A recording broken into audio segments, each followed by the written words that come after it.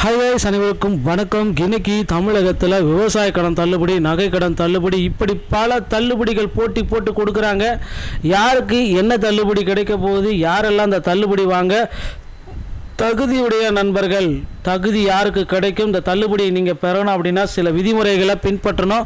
என்னென்ன விதிமுறைகளை பின்பற்றணும் என்பதை பற்றி ஒரு முழுமையான அலசலை தான் இந்த ஒரு வீடியோவில் நான் உங்களுக்கு இப்போது உங்கள் கண் முன்னாடி சொல்ல போகிறோம். மக்களே, தங்கம் விலை நாளுக்கு நாள் அதிகரித்து வருகிறது. அதே சமயம் தங்கத்தை அடகு வைத்து பணம் பார்க்குறவங்க நிறைய பக்கம் இருந்தாலும் வங்கிகளில் மக்களுடைய பணம் பெறும் தொகை அதிகமாக இருக்குது அப்படின்றத குறிப்பிட்டிருக்காங்க. தேவைகளுக்கு பணம் பெறும் மக்களின் எண்ணிக்கையும் அதிகரித்து வருகிறது. திருமண செலவுகள், மருத்துவ செலவுகள், கல்வி கட்டணம் போன்றவற்றிற்காக பார்த்திங்கன்னா நகைகள் அரசு வங்கிகளும் தனியார் வங்கிகளும் அடமானம் வைக்கப்படுகிறது. இருப்பினும் கிராமப்புறங்களில் அதிகமாக கூட்டுறவு வங்கிகள் தான் மக்கள் நகை கடன்களை பெறுகின்றனர். காரணம், மற்ற வங்கிகளை ஒப்பிடும் பொழுது அங்கு வட்டி குறைவு என்பது.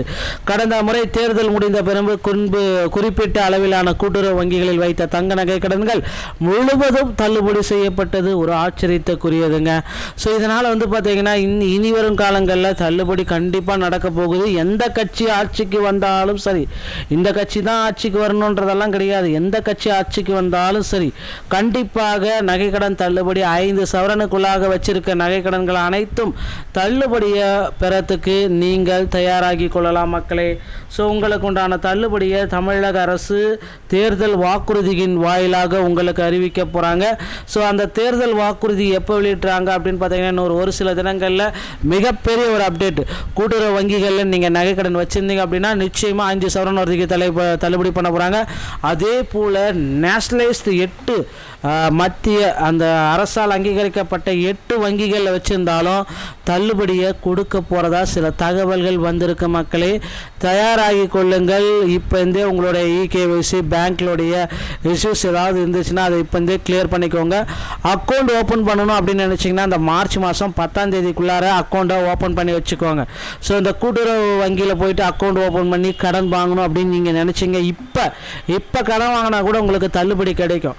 ஓகேங்களா? அதுவும் மார்ச் 10ஆம் தேதி தான் டெட்லைன். ஏன்னா எலெக்ஷன் டேட்ஸ் எல்லாமே அறிவிச்சிருவாங்க. அதற்கு முன்னாடி பார்த்தீங்கன்னா கடன் வாங்கிட்டீங்க அப்படின்னா கண்டிப்பாக அது தள்ளுபடிக்கு உகந்ததாக மாறிடும்.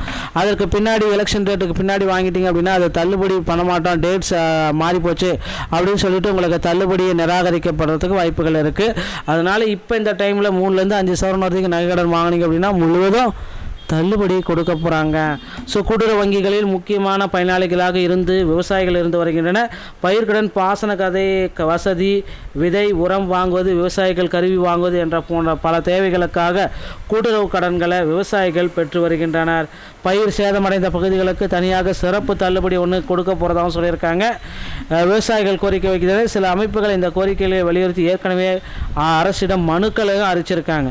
ஸோ இது ஒரு பக்கம் இருந்தாலும் அடுத்த கட்டத்துக்கு தமிழக அரசு செல்ல இருக்கிறது. மக்களுக்கு கல்வி கடனை முழுவதுமாக தள்ளுபடி செய்ய போகிறாங்க.